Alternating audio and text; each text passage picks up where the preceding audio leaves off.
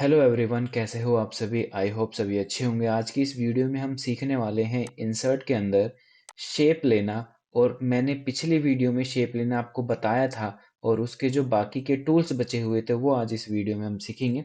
मैंने एक सिंपल सी एक शेप ले ली है। शेप लेने के बाद आप देखोगे ऊपर शेप फॉर्मेट आ रहा है। आपको शेप फॉर्मेट पे जाना है और ये सारे के सारे टूल्स जो है हमारे पास शेप्स के हैं। लास्ट वीडियो में हमने edit shape, draw text box, insert shapes, shape fill, ये सारे ऑप्शंस हमने देख लिए थे। अगर मुझे इसके अंदर टेक्स्ट लिखना है तो यहाँ पे टेक्स्ट के सारे ऑप्शंस आ जाते हैं। जो टेक्स्ट की डायरेक्शन होती है वो क्या होगी, अलाइन टेक्स्ट कैसे होगा। नेक्स्ट आता है क्रिएट लिंक।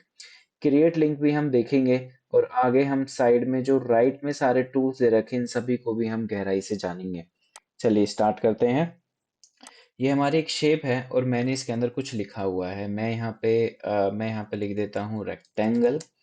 देन रेक्टेंगल लिखने के बाद आप देखोगे मैंने यहाँ पे कुछ भी लिखा। शेप पे आपको करना है जस्ट क्लिक और आपको लिखना स्टार्ट कर देना है। आप इसके अंदर लिख पाओगे। उसके बाद हमारे पास वर्ड स्टाइल आ जाते हैं कि इसके अंदर जो लिखा हुआ है वर्ड आपको सेलेक्ट करना है और यहाँ से आपको जो भी फॉर्मेटिंग देनी है आप दे सकते हो। ग्रेडियंट लगाने ग्रेडियंट लगा सकते हो। आपको आउटलाइन चेंज करनी है, आपको शेडो वगैरह लगानी है, रिफ्लेक्शन लगाना है। ये सारी चीजें आप यहाँ पे लगा सकते हो आपके वर्ड स्टाइल के अंदर। फिर आता है टेक्स्ट डायरेक्शन कैसी होगी, वो सारी चीजें हमने पिछली वीडियो में देख लिया था। एक बार फिर से देख लेते हैं। अलाइन टेक्स्ट क्या होगा। अभी जो भी मैं लिखता हूँ वो शेप के मिडल में आता है। मुझे इसको टॉप पे चाहिए, मैंने अलाइन टेक्स्ट पे गया और मैं यहाँ पे टॉप पे क्लिक करूंगा तो जो मैं लिखूंगा शेप में वो टॉप से लिखना शुरू होगा। उसके बाद आता है क्रिएट लिंक। क्रिएट लिंक का मतलब होता है कि मैंने यहाँ पे कुछ लिखा और वो लिखना जो है वो कुछ ज़्यादा हो गया और वो मुझे जो एक्स्ट्रा जा रहा है वो दूसरी शेप के अंदर चाहिए। तो मैं क्या कर सकता हूँ, मैंने यहाँ पे is equal to RAND bracket open bracket close किया। तो मैंने एंटर किया तो यहाँ पर आ जाते हैं 5 आ जाते हैं पैराग्राफ्स। देन उसके बाद आप देखोगे ये हमारा जो है बाहर जा रहा है काफ़ी। तो मैंने एक और शेप ली, इसी की मुझे एक और शेप ले लेनी है। या फिर मैंने एक दूसरी शेप ले ली, ये वाली। ये शेप हमारी अलग है और मैं इसको इस तरीके से कर देता हूँ। ये शेप हमारी अलग है, ये शेप अलग है। मैं ये चाहता हूँ कि जो भी इसके एक्स्ट्रा जा रहा है, बाहर जा रहा है, आप देखोगे नीचे और भी पैराग्राफ है, वो हमारा इस शेप के अंदर आ जाए। ना कि मुझे इसको फिर से लिखना पड़े जो बाकी कॉपी करके यहाँ पे मुझे पेस्ट नहीं करना। तो हम कर सकते हैं क्रिएट लिंक। ये देखो एक्टिव कैसे होगा। आपको एक नई शेप जब लोगे, नई शेप लेने के बाद एक बार आपको इसको एक्टिव करना है। एक्टिव ये वाले ऑप्शन कैसे एक्टिव होते हैं, जैसे मैंने एंटर दबा दिया तो यहाँ पे हम लिखने के लिए आ गए कि यहाँ पर हम लिख सकते हैं। अभी आप देखो सारे ऑप्शन एक्टिव हो गए हैं। तो यहाँ पे मुझे इसको एक्टिव करना है कि मुझे इसके अंदर कुछ लिखना है। एक्टिव हो गया। फिर से मैं फर्स्ट वाली शेप पे जाऊंगा। ध्यान रखना है आपको, फर्स्ट वाली शेप पे जाऊंगा मैं। और यहाँ से मुझे ये वाली शेप को इससे लिंक करना है। मैं फर्स्ट वाली शेप पे जाके क्रिएट लिंक पे क्लिक करूंगा और यहाँ पे एक मग सा बना हुआ आ जाएगा ऊपर जग। जैसे आप दूसरी शेप पे जाके इसको छोड़ दोगे, आपको करना है क्लिक दूसरी शेप पे।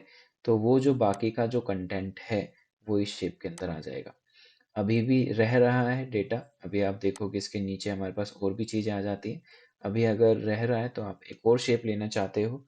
मैंने यहाँ पे एक दूसरी शेप ले ली। ऐसे ही मैं एक तीसरी शेप लेता हूँ और मैं चाहता हूँ कि जो इसके अलावा कोई आ रहा है वो डेटा इस शेप के अंदर आ जाए।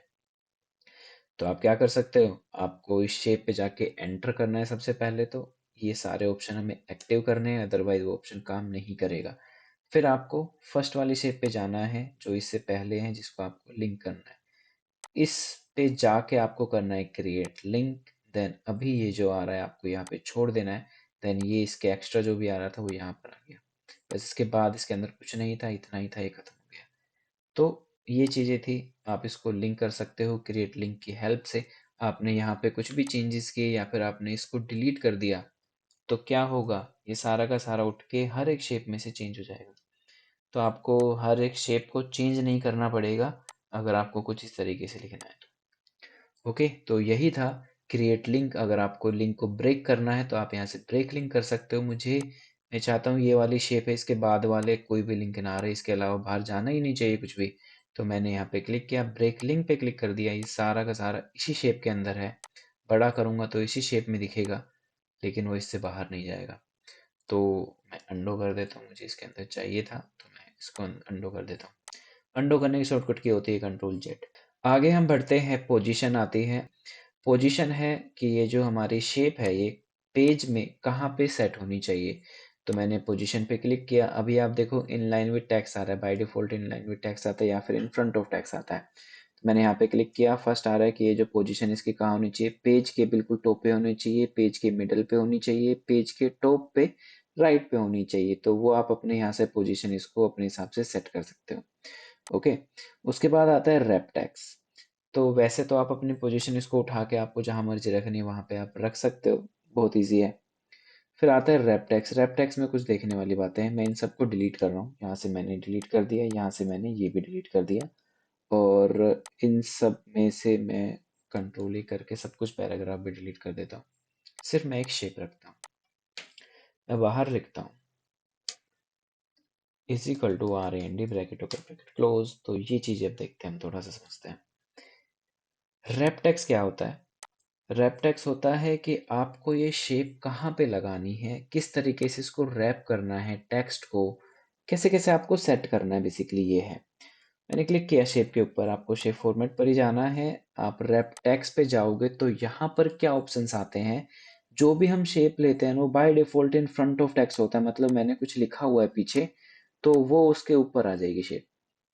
इसको पीछे करना है, मुझे इसको साइड में लगाना है, तो वो सारे ऑप्शन आते हैं रैपटेक्स के अंदर। मैं रैपटेक्स पे क्लिक कर, यहाँ पर आता है इन लाइन विद टेक्स्ट। ये लाइन के अंदर आ जाए, जैसे हम कुछ लिखते हैं टेक्स्ट लिखते हैं, टेक्स्ट का जो मैंने वी लिखा था तो वी जो है एक लाइन के अंदर था, तो इसी तरीके यहाँ पे एक जो एक लेटर है और उस तरीके से आ रहा है। तो अगर मैं इसको मूव करूंगा, मूव कैसे होता है, मूव आउटलाइन पे क्लिक करके मूव होता है। अगर आप बीच में जाओगे तो देखो लिखने के लिए आ गया, तो यहाँ पर अगर आप जाओगे तो लिखा जाएगा, इसके अंदर कुछ ना कुछ आप लिख सकते हो।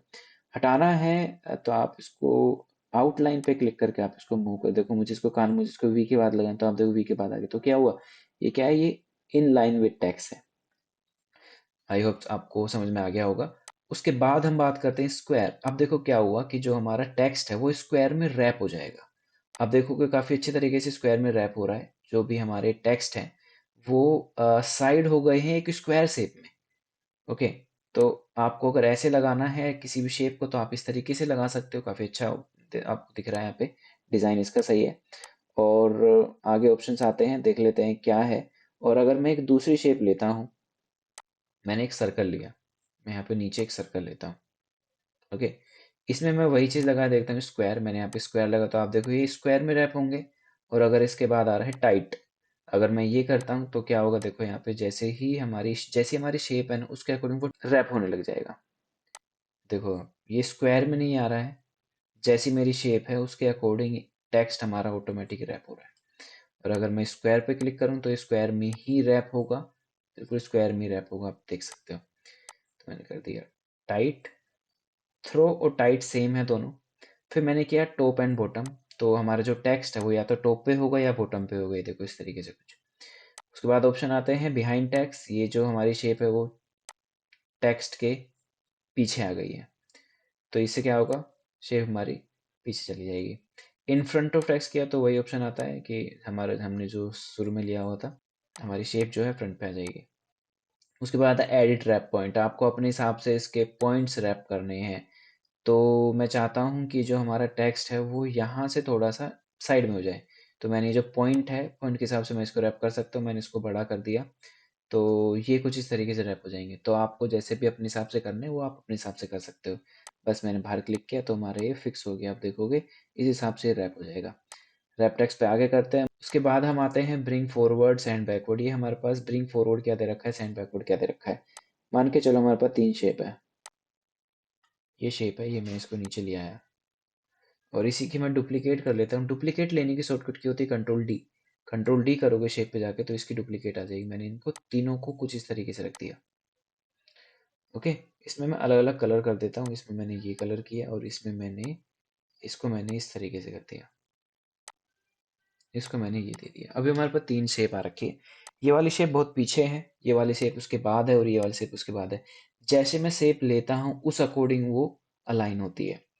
ये वाली मैंने सबसे पहले ली थी तो सबसे पीछे आई है, उसके बाद मैंने ये शेप ली थी, उसके बाद मैंने ये शेप ली थी, उस अकॉर्डिंग ये जो है अपने हिसाब से अलाइन हो गई है। अभी मुझे क्या करना है, मुझे पीछे वाली शेप को ऊपर लेकर आना है, बीच में लेकर आना है। तो मैं करूँगा ब्रिंग फॉरवर्ड। ब्रिंग फॉरवर्ड पे क्लिक किया, आप देखोगे एक शेप ऊपर आ गई। फिर से करूँगा ब्रिंग फॉरवर्ड तो आप देखोगे एक शेप ऊपर आ गया। तो ये होता है ब्रिंग फॉरवर्ड। और सेंड बैकवर्ड करना है, मैंने इससे क्लिक किया, मुझे पीछे भेजना, सेंड बैकवर्ड करूंगा, एक एक करके मैं इसके पीछे जा सकता हूँ। अब होता है कि मुझे सबसे ऊपर लेकर आना है, बहुत सारी शेप है, मुझे बहुत ज़्यादा ऊपर आना है, तो मुझे सबसे ऊपर लेकर आना है। तो मैं करूँगा ब्रिंग फॉरवर्ड में साइड में ऑप्शन आ रहा है ब्रिंग टू फ्रंट, क्लिक किया तो ये बिल्कुल फ्रंट पे आ जाएगा, चाहे इसके बीच में 50 शेप हो। ओके, मैंने ब्रिंग फॉरवर्ड पे क्लिक किया तो यहाँ पे आता है bring in front of the text. इसका मतलब यही है कि ये जो है अगर टेक्स्ट के भी पीछे है तो वो टेक्स्ट के भी ऊपर आ जाएगी, अगर यहाँ पे रैप टेक्स्ट नहीं लगा हुआ है तो मैं यहाँ पे रैप टेक्स्ट लगा के in front of the text कर देता हूँ, तो यहाँ से हमारे पास ये ऊपर आ चुकी है और ये सबसे ऊपर आ गई है। ओके, इसी तरीके से सेंड बैकवर्ड है, इसको मुझे पीछे लेके जाना तो मैं सेंड बैकवर्ड ले सकता हूँ, सबसे पीछे लेके जाना तो मैं यहाँ पे सेंड टू बैक कर सकता हूँ, सेंड बिहाइंड द टेक्स्ट कर सकता हूँ। उसके बाद ऑप्शन हमारे पास आता है सिलेक्शन पेन। सिलेक्शन पेन पे क्लिक किया और यहाँ पे हमें ये दिखाता है कि आपके पास कितनी शेप्स हैं, आपके पास इस पेज में या इस पूरे डॉक्यूमेंट में कितनी शेप मौजूद है, वो आपको दिखाता है कि हमारे पास ओवल है, रेक्टेंगल है, ओवल 5 आप देखो कि मैंने 2 बार इसकी डुप्लीकेट कर लिया था। तो यही चाहिए मुझे, रेक्टेंगल को सेलेक्ट करना है तो मैं यहाँ पे रेक्टेंगल पे जाके मैं सीधा उसको सेलेक्ट कर सकता हूँ और मैं उसको हाइड कर सकता हूँ। ये जो आई बटन दे रखा है, मैंने यहाँ पे क्लिक किया, वो शेप यहाँ से हाइड हो जाएगी। फिर से यहीं पे लगाना है, शेप पे क्लिक किया, यहाँ पे आई पे क्लिक किया और वो हमारे पास फिर से आ गई है। तो ये ऑप्शन होता है सिलेक्शन पेन का। से शेप फॉर्मेट पे जाते हैं और आगे बढ़ते हैं अलाइन पे। अलाइन बहुत ज़्यादा कमाल का ऑप्शन है, मुझे अगर शेप को अलाइन करना है अपने हिसाब से हम उसको अलाइन कर सकते हैं। मैं इन सभी को डिलीट कर रहा हूँ, एक शेप बना रहा हूँ नई, शेप पे जाऊंगा और यहाँ से मैंने कुछ इस तरीके से शेप लिया और इसको मैंने डुप्लीकेट करके इसको साइड साइड में रख दिया।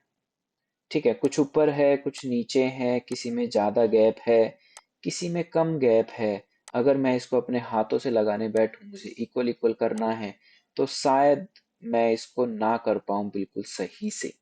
तो मैं क्या कर सकता हूँ, मैं कर सकता हूँ अलाइन उसको एक साथ। मैंने क्या किया, सभी को हम सेलेक्ट कर लेते हैं। सेलेक्ट मैंने कुछ इस तरीके से किया। सेलेक्ट हम सारे शेप हम किस तरीके से सेलेक्ट करेंगे, होम पे जाऊंगा मैं, सेलेक्ट पे जाऊंगा, देन सेलेक्ट ऑब्जेक्ट पे क्लिक करूंगा और यहाँ से मैंने सभी शेप को सेलेक्ट कर लिया इस तरीके से। ओके, रेक्टेंगल 2 रह गया है, वो ऊपर है, उसको मुझे नहीं चाहिए अलाइन में। सेलेक्ट किया और मुझे इसको बिल्कुल टॉप पे लगाना है, तो मैं शेप फॉर्मेट पे जाऊंगा, अलाइन पे क्लिक करूंगा, मुझे कहाँ लगा, मुझे लेफ्ट पे लगा तो मैं लेफ्ट पे लगा सकता हूँ। अलाइन सेंटर करना है, मैं अलाइन सेंटर कर सकता हूँ, राइट करना राइट कर सकता हूँ, लेकिन मुझे इसको बिल्कुल टॉप पे लगाना है तो मैं कर सकता हूँ अलाइन टॉप। क्लिक किया तो आप देखोगे सारे के सारे टॉप पे आ गए हैं। ओके, तो मतलब हमें क्या है, मुझे एक एक को देखना नहीं पड़ा, मुझे एक एक को लगाना नहीं पड़े, ऑटोमेटिकली टॉप पे आ गए हैं और इक्वल इक्वल आए। मुझे क्या करना है, अभी बीच का जो गैप है वो इक्वल इक्वल करना है, सभी ऑलरेडी सेलेक्ट है। अलाइन पे जाऊंगा और यहाँ पे आ रहा है हमारे पास डिस्ट्रीब्यूट हॉरिजॉन्टली। आपको गैप हॉरिजॉन्टली करना है या वर्टिकली करना है, मुझे हॉरिजॉन्टली करना था तो मैंने हॉरिजॉन्टली पे क्लिक किया। तो आप देखोगे ऑटोमेटिक हमारे जो शेप है वो अलाइन हो चुकी है, डिस्ट्रीब्यूट हो चुकी है हॉरिजॉन्टली। अभी क्या करते हैं, मैं इसको अंडो कर दे रहा हूँ। अभी मुझे क्या करना है, मैंने सभी को सेलेक्ट किया और सभी को सेलेक्ट करने के बाद मैं सेव फॉर्मेट पे जाऊंगा, और भी ऑप्शन है उसको देखते हैं। अलाइन मिडल, मिडल में क्या देखो, यहाँ पे टॉप का मतलब क्या होता है कि जो भी सबसे ऊपर वाली शेप है ना हमारी, उसके अकॉर्डिंग हो जाएगा। अलाइन मिडल मतलब जो भी हमारी बीच वाली शेप है उसके अकॉर्डिंग वो बीच में आ जाएगी। तो मैंने यहाँ पे मिडल पे क्लिक किया, आप देखोगे बीच में जो भी हमारी शेप थी उस तरीके से हमारे सारे सेट हो चुके हैं।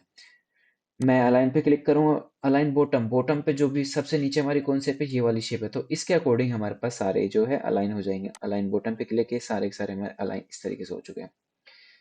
तो सिंपल ये था, अगर यही टेक्स्ट, यही हमारे पास शेप कुछ इस तरीके से है।